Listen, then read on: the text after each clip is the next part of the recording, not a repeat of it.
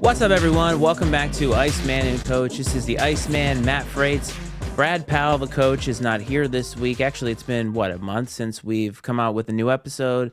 A lot has happened in the sporting world. Brad right now is dealing with an upper respiratory situation.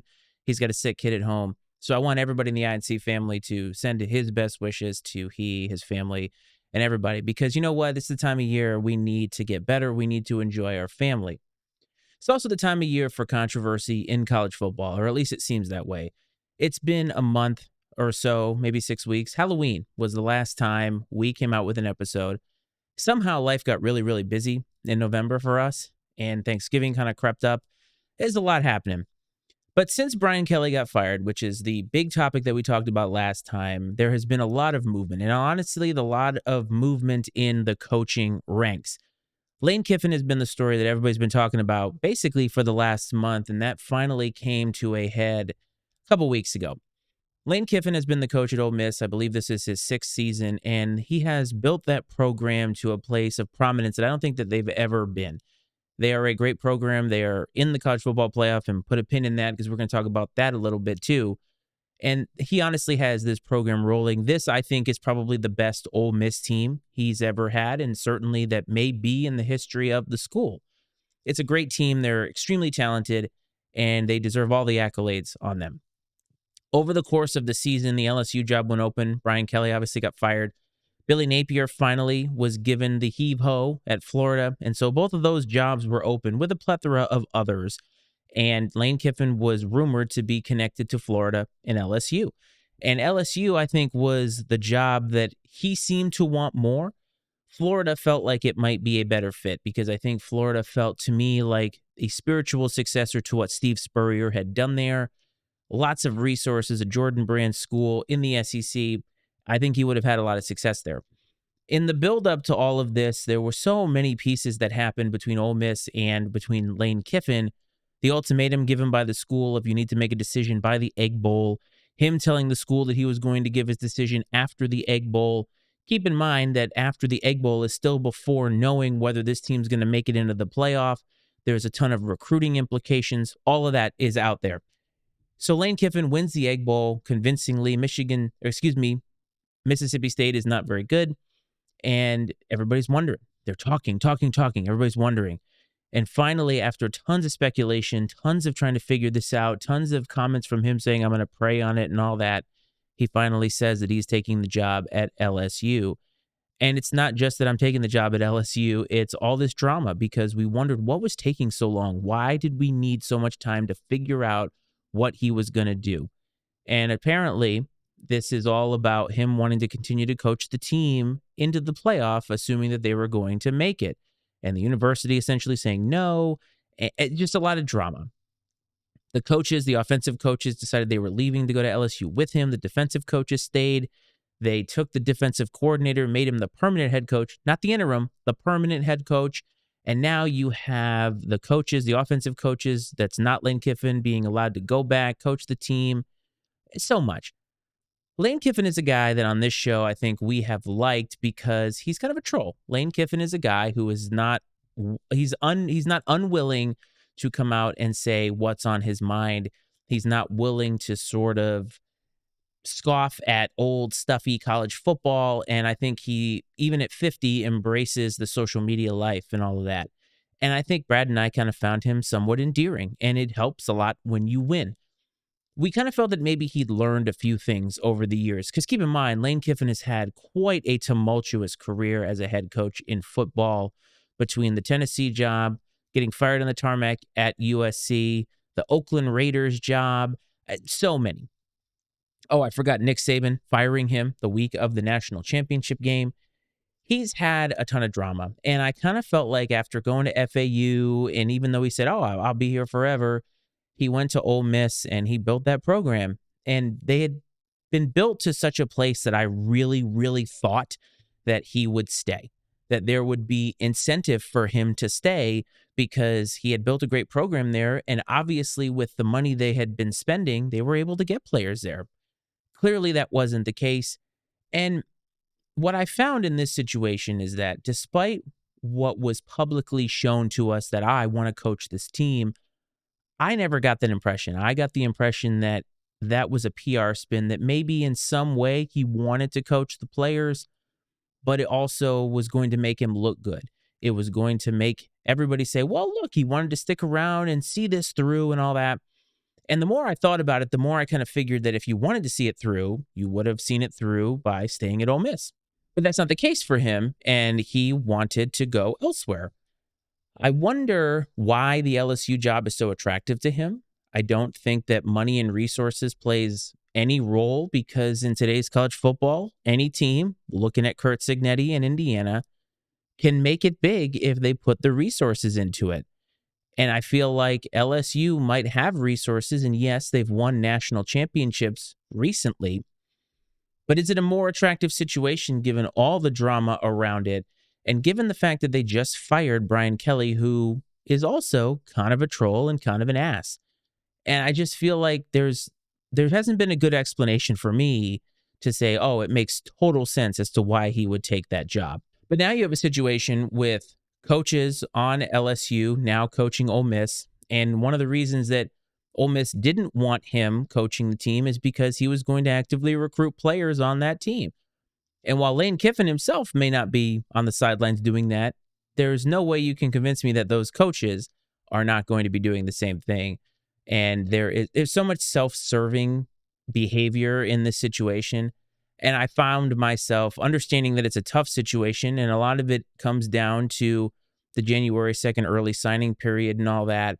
There's just a lot of moving parts here, but also you can make good of a bad situation. And I felt like what happened is Lane Kiffin took a bad situation and handled it poorly. That's just my opinion. And I just feel like we'll see what happens.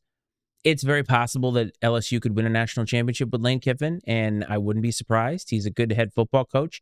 He generally tends to be more offensive minded than defensive minded. And so we'll see how LSU fans handle that. But if you do enough winning, nothing matters. But also, speaking of a bad situation that I felt like might have been handled in a way that could have made it worse, let's talk about the college football playoff. So the final college football playoff rankings have come out, and the controversy has finally been settled, sort of. For weeks, people have been talking about Notre Dame and Miami, because that head-to-head matchup in week 1 where Notre Dame lost by 3 to a Miami team that looked so good for 2 months of the season, had a couple of lapses in a row in late October, early November, picked it up, and was basically waiting to find out what their fate would be. And for this entire time, the committee kind of told you, well, the head-to-head doesn't really matter. The head-to-head doesn't really matter, until the end when they said, well, once those two teams were next to each other, then we had to consider the head-to-head. Notre Dame gets left out at 10-2. They had won 10 straight. Now, to be fair, Notre Dame's schedule wasn't that great. Their partnership with the ACC, I think, hurt them this year. The ACC was decidedly ass. And that's coming from a Virginia Tech fan now, so it was not good. Notre Dame's schedule didn't look that great. But Miami also plays in the ACC, and while they played a slightly better schedule, they didn't make the ACC championship game, which has a lot to do with tiebreakers that exist that the ACC decided upon and all that. And so Miami ended up not playing. Notre Dame didn't play, and Miami jumped Notre Dame. The other controversial thing that happened is Alabama made the SEC championship game against Georgia, and Georgia whooped that ass. It was 28-7, 21-point whooping on Alabama. Alabama is a 3-loss team that is now in the college football playoff, who also jumped Notre Dame. I have many thoughts about this. I felt like Miami should be in if Notre Dame is in, and vice versa, because I think that those two teams actually are even. And if you look at the totality of their resumes, I felt like Miami and Notre Dame were on equal playing field, because yes, Miami beat them head to head, but week 1 is a long time ago. CJ Carr has definitely come about. Carson Beck has kind of come down a little bit. He looked like the early Heisman favorite. And I just felt like both of those teams were deserving. I didn't think Alabama was deserving, because while Alabama has a lot of good wins on their resume, that their 3 losses now were to Florida State, which nobody's talking about. Florida State sucked this year. By every definition, Florida State underachieved and sucked this year. That's a bad loss, and that loss should look worse as the season goes along. Their other loss was to Oklahoma, who ironically they're playing in the playoff. This is the second year in a row that Kalen DeBoer has lost to Oklahoma. And their third loss was to Georgia, who probably or might be the favorite to win the national championship this year based on the way that they're playing. But they lost by 3 touchdowns. It wasn't close. And I feel like that sample size matters. To me, it does. One of the arguments made in favor of Alabama was, well, they made their conference championship game. Notre Dame doesn't play in a conference. They should join a conference. Well, I disagree. Conference championship games matter sometimes. I don't like the fact that there is no consistency in how we are ranking the criteria by which the playoff committee is using, or what the criteria that they're using, essentially. And the reason I say that is because Alabama doesn't get punished for losing to Florida State, doesn't get punished for losing by 3 touchdowns. I'll say that again, 3 touchdowns in their conference championship game. But we are also going to penalize Notre Dame for not being in a conference. Oh, and also, conference championship games don't matter if you're Duke and you win your conference championship game. You don't get in the playoff. I understand that not every conference is created equal, but if you're going to put a premium on conference championship games, that standard should apply across the board, in my opinion. And I felt like it didn't. And I don't appreciate that, because I think the conference championship games as a larger concept are a huge problem. I don't like them. I don't like them because I don't think they really solve any problems. I think they create more problems. Yes, they give us another data point, but I feel like in many respects, we don't need that data point to know whether a team's worthy or not. If Miami played and became 11-2 and was a conference champion, would that have really mattered, or should that have mattered? Would we know that, wow, Miami is so much of a better team than they were at 10-2? I mean, I feel like that's preposterous. There is something to be said about the fact that maybe Alabama isn't as good with that data point, but it didn't matter because they got it anyway. Because, well, apparently that doesn't matter. Well, they made their conference championship game. Well, that's terrific. So that's a participation award, essentially. But I feel like they don't help us. Ohio State and Indiana. Legitimate question. Did you need that game to know that both of those teams should be in the playoff? Absolutely not. It didn't matter one lick. Either Ohio State was going to be the number 1 seed or Indiana was going to be the number 1 seed, and the other team was probably going to be the number 4 seed. Does it really matter? I also didn't need to see Duke win the ACC. I just didn't. But it is what it is. This is the model that we have. I sound like an old man talking about it. I get it. There's too much money at stake. But if you're going to have them and you're going to use it as a criteria to give teams the opportunity to play for a national championship, make sure it's consistent. That's all I'm saying. On the other side of that, Notre Dame is extremely upset, still, I would assume, about not getting in. Other reason being 2 group of 5 schools got in, James Madison and Tulane. Now, by the rules, again, they had a difficult choice to make. It was either JMU or it was Duke, I believe. Totally understand. And I won't lie, JMU probably could beat Duke on a neutral field. But it's a weird look when Notre Dame is left out for a group of 5 school.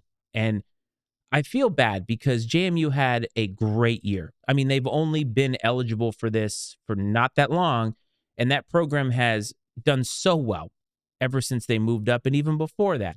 I mean, Kurt Signetti was the coach at JMU before he was at Indiana. The current JMU coach is now going to be taking the job at Florida.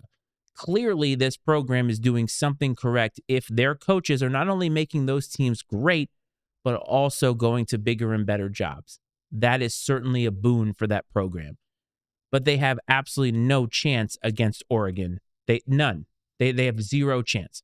And so Notre Dame looks at this and they see Tulane, who lost to Ole Miss 45-10 earlier in the year, and they're playing them again. So you have 2 coachless teams, essentially, because the Tulane coach is going out to UCLA. Lane Kiffin is no longer there. All that turmoil that we talked about at Ole Miss. That's going to be a fascinating game, in my opinion. I could see Tulane pulling off the upset here, just given the turmoil at Ole Miss. But does that necessarily mean that they're better? I don't necessarily think so. And so I mentioned earlier that Notre Dame might have made a bad situation worse. But I also don't necessarily disagree with what they did. Notre Dame came out pissed, obviously, and said, we're not going to play in a bowl game. We're opting out of a bowl game en masse as a team. Boy, oh boy, that has got a lot of people upset. And it's got people upset because the integrity of football. Okay. The integrity of football for a billion-dollar sport. It's not amateur anymore. I don't like that argument. Well, they should play because it's a privilege to play football. They're getting paid now. Again, this is not a privilege. This is now a job. It's a semi-pro league. This entire industry is a professional league now. It's no longer amateur. And I feel like Notre Dame, the same as the committee did, is making a business decision here. Players are going to opt out of bowl games no matter what, whether the team is good or not. If they have an NFL future, they're going to have a tough decision to make. Not making the playoff automatically makes it so that so many players are probably going to opt out.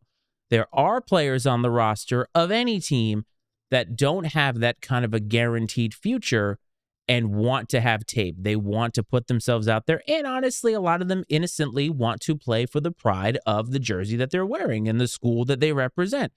All of those things are great. All of those things should still be a part of college football. It's just all of those things are now pushed to the side because college football is a business. It's a big business now. Look at how much money coaches are making. Look at how private equity is coming in to fund some of these schools. Look out in Utah, the Big Ten is thinking about taking $2 billion in private equity. And now come to me and tell me it's a privilege to play football. Stop. Notre Dame is looking at this situation as we don't want to give the networks the ability to make money. Because that's the other thing, too, is it's not just about football. The networks, ESPN in particular, stands to make money off of Notre Dame's appearance on their television station. They do. Yes, Notre Dame stands to make money as well, but the payoff for them, not nearly as big as you think it would be. There's too much at stake. And so Notre Dame decided, no, we're not going to do that. We are not going to take our brand, which is a brand that, no matter how you feel about it, is a brand that stands above many of them in college football. They play on their own network. They're independent. They get into the playoff, whether they win a conference or not. There's a lot of special treatment that Notre Dame gets. Should they still have it based off of what they've done? That's an argument for a different show, and many people probably feel like, no, they don't. I heard it put this way, that Notre Dame is a bad bitch, and they still think that they are, and they act like they are, but they really haven't won anything in 37 years, but they still want that preferential treatment. And you know what? People still watch them. The ACC got in trouble with them, and it seems like that partnership might be gone because of the fact that they put together a comparison between Miami and Notre Dame, and that pissed off Notre Dame. Well, unfortunately, Notre Dame is not in the immediate family. They're kind of extended, and Miami is an actual conference member, full-fledged, signed, sealed, delivered. And the only way to do that was to compare their team, Miami, to Notre Dame. That's the only way that they could do it because that's the comparison everybody was making. Now, they played that game 13 times in the ACC network, a little bit petty, although I kind of do appreciate petty at times. But you get my point. This whole thing with Notre Dame is being blown out of proportion. And I feel like if it's any other team but Notre Dame, nobody cares. But it's Notre Dame. So, yes, people care. Would I rather see teams play? Yes. But you know what I'd also rather see? I'd also rather see less Cheez-It Bowls and sports bowls and see more bowl games that actually matter. I'd rather see players want to stay and want to play for the pride of it, but they also have to be incentivized to do that. They're not incentivized to do that because guess what? That early signing period, which is the stupidest thing I've ever seen the NCAA do, and they've done some really stupid things, now has players needing to make that decision earlier rather than later. And they're going to make it, and they're going to forego the Pop-Tart Bowl or whatever because they need to worry about their future. And you know what? They 100% should do that. It's not what college football was. It's not what I want college football to be. It's probably not what you want college football to be. But at the end of the day, that's what it is. These players have to worry about their ass and their ass alone, and they're going to do that. And guess who benefits from that, by the way? All these big schools that are in the playoff. So all you Alabama fans out there, you actually benefit from the bowl season being watered down because a lot of players from these other schools will be like, hey, I had a great season. Guess who's coming calling? a team in the SEC, a team in the Big Ten, and I'm going to go and make more money and get more exposure and make my life better going somewhere else. And they should. They should worry about themselves. And so Notre Dame is doing that. They're worrying about themselves and they're saying, you know what? No, we're not going to give you our brand, our likeness, our image, and you're going to make money off of it because we weren't good enough to get into the playoff when they should have gotten into the playoff. And I feel like it's a business decision. Nothing more, nothing less. And you know what? All these rumors about we're going to freeze them out, do it. Seriously, all of the conferences, all the teams, do it. Don't play Notre Dame and find out what happens when you're some scrub-ass team in the ACC who doesn't get that attendance boost because nobody gives a rat's ass about some of those teams in the ACC. Boston College football has had good years, but on a national level, nobody cares. They care when you play Notre Dame. Everybody cares when anybody plays Notre Dame because you know what?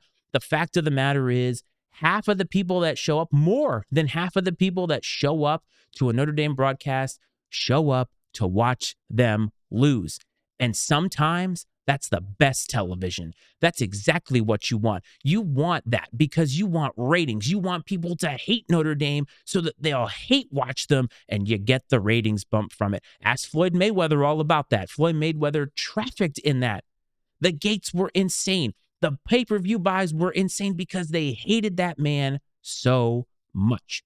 Why should ESPN benefit from that now when they're also part of the problem? This whole playoff ranking show, it sucks. It really sucks. It doesn't help anybody. It makes content for people like me, and bless you for that. But what does it do? It just pins the committee into a bad position.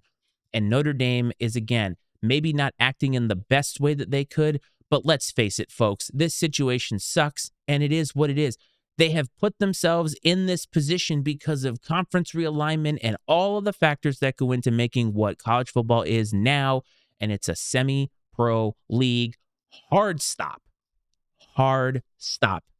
It is a semi-pro league, and the sooner that you get on board with it, the better you're going to feel about things like this. Rant over.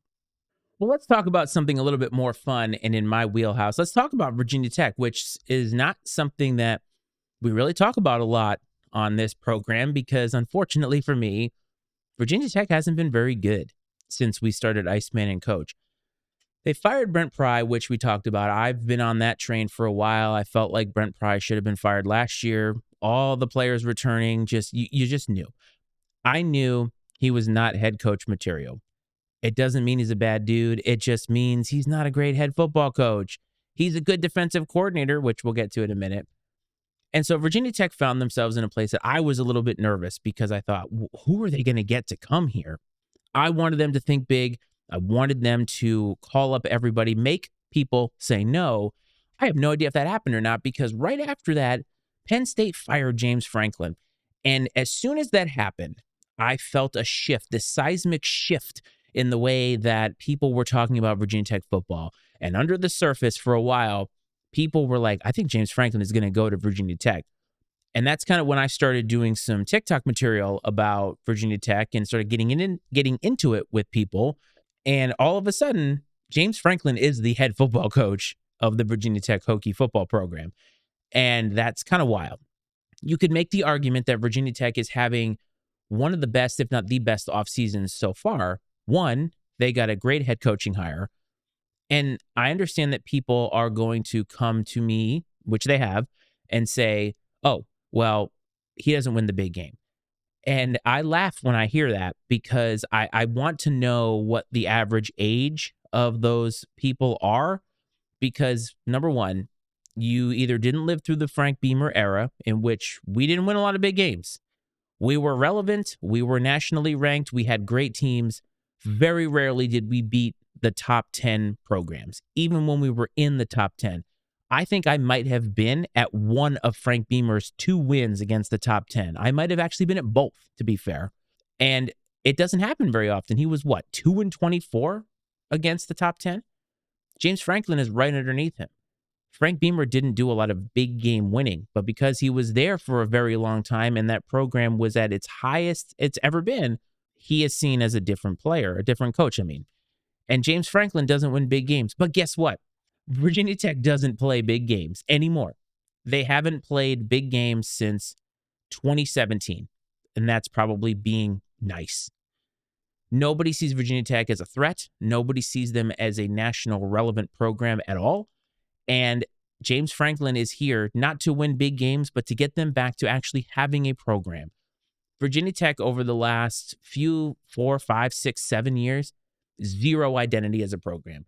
And that to me is the worst possible place that you can be. You want to know what your program is. Maybe your program sucks, but you want to know what it is. You want to know what is Virginia Tech football. And as somebody who went there from 2001 to 2006 and has been watching them ever since, I hated the fact that my answer was, I have no idea. I have no idea what Virginia Tech football is. Beamer ball was an identity. You knew what that meant. The lunch pail that they don't embody that, or they haven't. And so they have no identity. As soon as James Franklin stepped on that campus, they had an identity, and you knew what was going to happen. You knew that he was going to recruit. He's going to come down to the DC area. He's going to really take over there because he was doing that at Penn State. And he's going to push out UVA. He's going to push out Maryland. This is a huge get for the Hokies because it builds a program. It builds an identity. In a couple of years, when we're actually playing against big-time opponents, if we make a playoff, then we can have that discussion if James Franklin doesn't win those games. Fine, I'm here for it. But we're not going to play Ohio State every year. We're not going to play Michigan every year. We're going to play Clemson. We're going to play Miami, SMU. The ACC is a conference. I've said it already here. It's ass.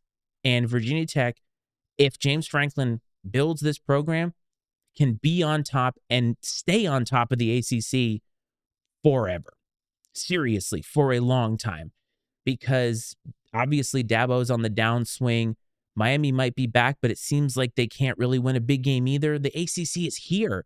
It's here for the taking for any team that can have sustained programmatic success. James Franklin can do that.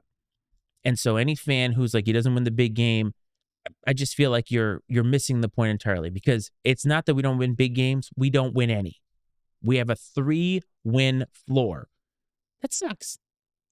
Seriously, who had fun watching Virginia Tech football this year? Raise your hand. Seriously, if you're watching, listening, raise your hand. Guaranteed it's like nobody. I'm sure there were good vibes for a minute, 5 minutes, but for the most part, it was a disaster. And this is a rebuild now. He's going to be able to do that, and I'm really excited to see how he does it. Now, the concerns that I have are quarterback. I feel like he's not really been a good developer of quarterbacks at Penn State.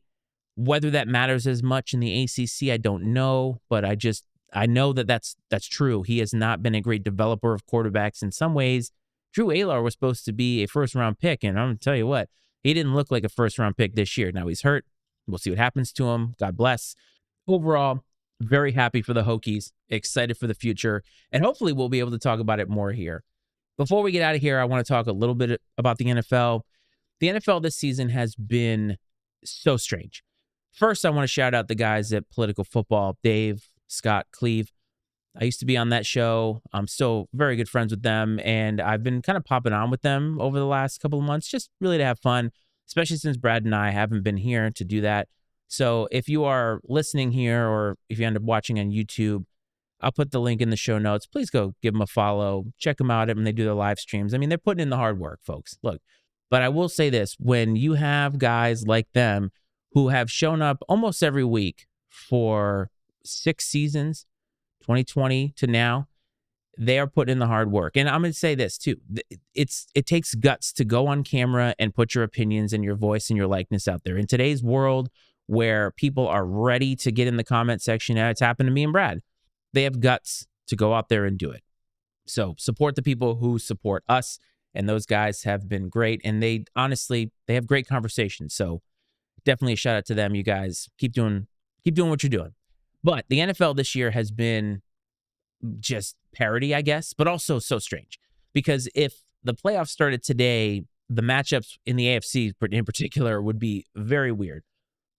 My hometown team, the New England Patriots, who admittedly I have not followed as much over the years, especially since doing a sports show, and also because, Boston sports fans really can't be trusted with nice things. Sorry, guys, you can't. I mean, my father is a perfect example of this, who he kind of ruined being a Patriots fan for me. He ruined being a Red Sox fan for me. I mean, I am happy when they do well, but it's not the same as it used to be.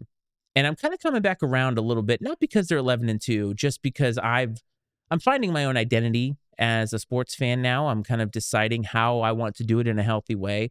And watching the Patriots this year has been very fun and very pure because there were no expectations. It's actually the polar opposite of Virginia Tech. They've been fun because Drake May, year two, you're like, all right, let's see what kind of progression we make. Nobody saw 11-2. I don't care what you do. You call it EEI. I'm sure people are like, I knew this team was going to be good. No, you didn't. You didn't know.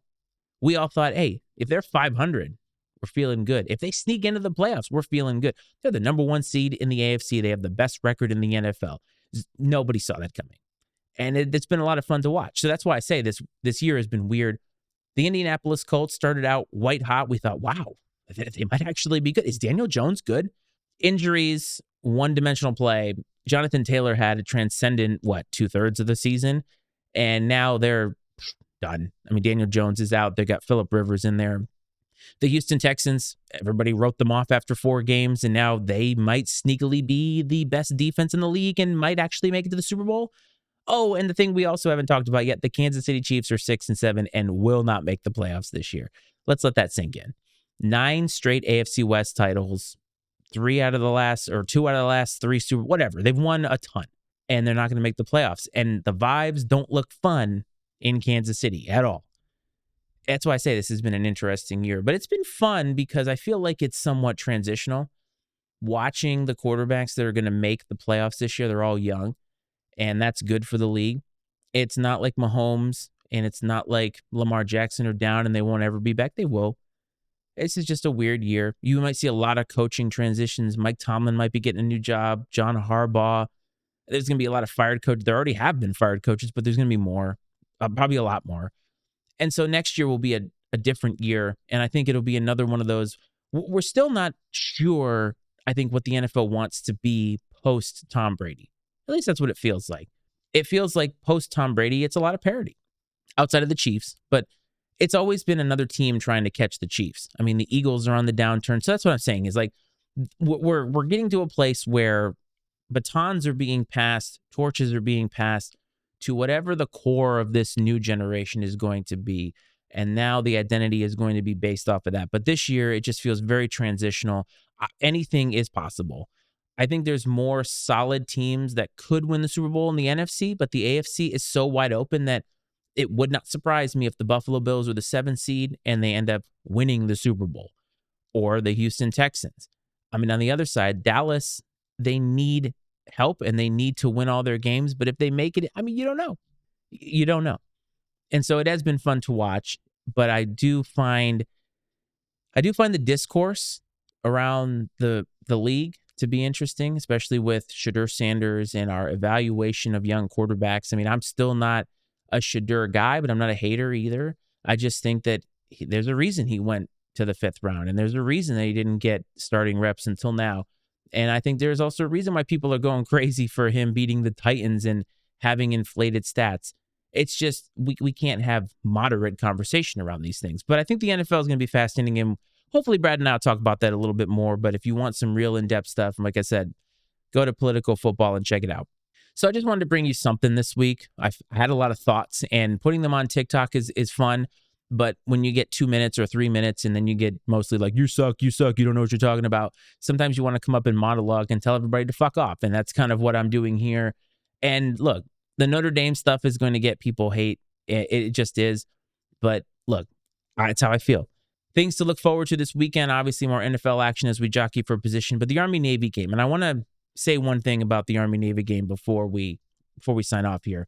6 weeks ago or so, Brad had brought up the idea that had been floated around because of the schedule to possibly take the Army-Navy game out of its own island weekend. And I have a lot of thoughts on that. In college football today, there is not much left that harkens back to an older time, a more simple time, and maybe a more naive time in our world. Army-Navy is representative of so many of those core values that I think this country was founded on. And quite frankly, I think that college football was founded on. When that game is broadcast, the lead up to that game, when it's on, it's not really about the football. It's about the pageantry, the history, the deep emotional connection that people have to the uniforms and the players and the branches of military that are out on that field. And I think that sacrificing that for the playoff to make more money with the playoff would be a huge injustice because the Army Navy game, again, it touches so many lives in this country. There are so many people who aren't in the military now, but most likely have a service member who may still be with us or may have passed. My dad was in the Navy. My wife, all of my in laws, they were in the Air Force. And the Air Force is not represented in this game. And there's something to be said about making the Commander in Chief's trophy much more prevalent. But I think that this game and the lead up, the human interest pieces, the traditions, and I think that the spotlight that it gets is really important. I think it's important because, again, it reminds us how we're here, why we're here. We are here because the branches of the military have continued to defend our freedoms one war after another after another. And the players that are going to play in this game and the players that have played in past games, they have gone and sacrificed time and some their lives to defend this country. And I think that taking it off of a national spotlight and forgetting that, because if we take it off of its own broadcast, it will be done. We won't care about it because society is moving so quick. We won't remember it. We won't care. One thing that's happening in society that I worry about is young people not understanding the history that has come before them. It doesn't mean that you should take the history and never change, never adapt, and just constantly look at that as the golden era. It's just important to understand it. Army Navy to me is representative of that. Army Navy allows people like me to tell my son, hey, this game means something to people. And here's why. And I think that if you take that away, if you make that not its own island, you're sacrificing American history, you're sacrificing college football history. And I think that you are deciding, overtly deciding, that money is more important than anything. And I don't want to see that happen. So tune into the Army Navy game. Call or text somebody that you know who deeply cares about this game. Remember people who have served, died for this country. And if they're alive, tell them thanks. Army Navy game is important, and it's always one of my favorite sporting moments of the year, and I'm looking forward to it. Folks, if you want more sports content, Braves talk. We talk Bradley basketball. College basketball season is in full swing. We're going to be getting into conference play very, very shortly as the new year flips over. So you can find that on YouTube and wherever you find your podcasts and stuff. And me and Brad and his dad just have a lot of fun doing that. So Braves talk. You may actually learn something about Bradley basketball. You may learn to love Bradley basketball. Support political football. Obviously, if you're listening to this, you already know how to find us. Rates, reviews, all that stuff. Subscribe, share the show. I mean, we love talking with just regular sports people. If you have a day job, a desk job, and you talk sports at work, this is the show for you. This is the place to be if you want to do that. I feel like there's just so many ways that we can thank you over the course of the year. But you know what? The way we're going to thank you is we are going to continue to put out fire content after fire content after fire content. And I honestly that's the way I'm going to thank you. And this is the holiday season. Please enjoy time with your family. Please enjoy time with your kids. Take inventory, take stock. Find yourself well and healthy going into 2026, and that will be the best thing that you can do for yourself, your family, and honestly, for us. I hope this finds everybody well. I hope this finds everybody safe, as I always do. From me and from Brad, we'll see you next time. This is Iceman and Coach.